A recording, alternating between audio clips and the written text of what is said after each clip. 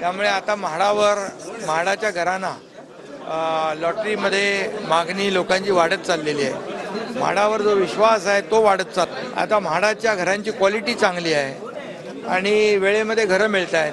त्यामुळे आणि पूर्णपणे या सिस्टीममध्ये जी कार्यपद्धती आहे पूर्ण पारदर्शकता आहे। त्याच्यामुळे कुठेही काही नाही, पूर्णपणे सिस्टीम जी आहे पारदर्शक केलेली आहे। त्यामुळे लोकांचा प्रचंड विश्वास आहे। आणि आज तर आपण पाहिलं की लॉटरी काढल्यानंतर सभागृहात बसलेल्या अनेक लोकांना लॉटरी लागली पण आणि त्यांना आपण घरांचं हे पण देऊन टाकलं, घर देऊन टाकलं हां। आणि त्याच्यामध्ये तुमचे पत्रकार पण होते आणि पोलीसही होते आणि नागरिकही होते। त्यामुळे अतिशय पारदर्शक पद्धतीने ही म्हाडाची लॉटरी निघते।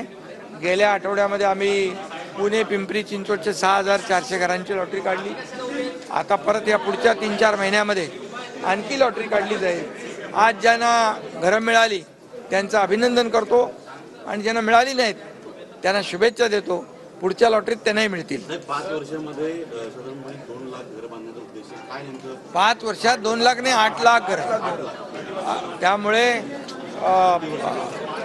यामध्ये आम्ही सर्वसामान्य लोकांना परवडणारी घरं मिळाली पाहिजे। पॉलिसीमध्ये आम्ही हे करतोय, परवडणारी रेंटल घरं, त्याचबरोबर वर्किंग वुमनसाठी घरं, त्याचबरोबर गिरणी कामगारांना घरं, जे कामगार आहेत काम करणारे उद्योगामध्ये त्यांना घरं, डबेवाल्यांना घरं मिळाली पाहिजे, पोलिसांना घरं मिळाली पाहिजे, पत्रकारांना घरं मिळाली पाहिजे।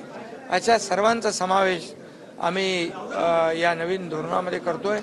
त्यामुळे समाजातला प्रत्येक जो वंचित घटक आहे, सर्वसामान्य घटक आहे, गरजू घटक आहे, याला म्हाडाच्या या लॉटरीमध्ये आणि म्हाडाच्या घरामध्ये त्यांना चांगलं घर, हक्काचं घर आणि चांगल्या दर्जाचं घर देण्याची भूमिका म्हाडाची आहे।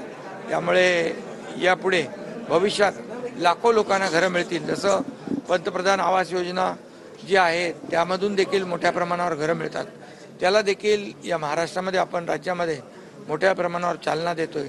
त्यामुळे मोदीजी म्हणतात सर्वांना घरं, तसं महाराष्ट्रामध्ये देखील म्हाडाच्या माध्यमातून देखील जास्तीत जास्त लोकांना घरं मिळाली पाहिजे। आणि याचा म्हाडाचा देखील एक समूह विकास, एकत्रित विकास, क्लस्टर डेव्हलपमेंट याला देखील आम्ही प्राधान्य देतोय। जे प्रकल्प रखडलेत त्याला चालना देणं, त्याला मार्गी लावणं, मग ते म्हाडाचे आहेत, SRAचे आहेत, वर्षानुवर्षे पडलेले आहेत प्रलंबित, त्यांना देखील आम्ही शासनाच्या संस्था ज्या आहेत अंगीकृत त्यांच्या माध्यमातून टेकओव्हर करून त्यांना देखील पुनर्बांधणीचा मार्ग मोकळा करून जे लोक आपल्या मुंबई ठाणे शहराच्या बाहेर फेकले गेलेले आहेत, अगदी बदलापूरपर्यंत, इकडे नालासोपारापर्यंत, त्यांना पुन्हा मुंबई आणि ठाण्यासारख्या शहरामध्ये त्यांच्या राहत्या घरांमध्ये पुन्हा घर मिळेल, अशा प्रकारची भूमिका आपली। 17,000 घरं आहेत, मागणी 31,000 घरांची आहे।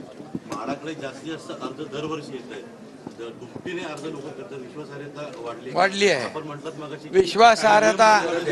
विश्वासार्हता वाढली। एक विश्वास असल्याशिवाय लोक मागणी नाही करत।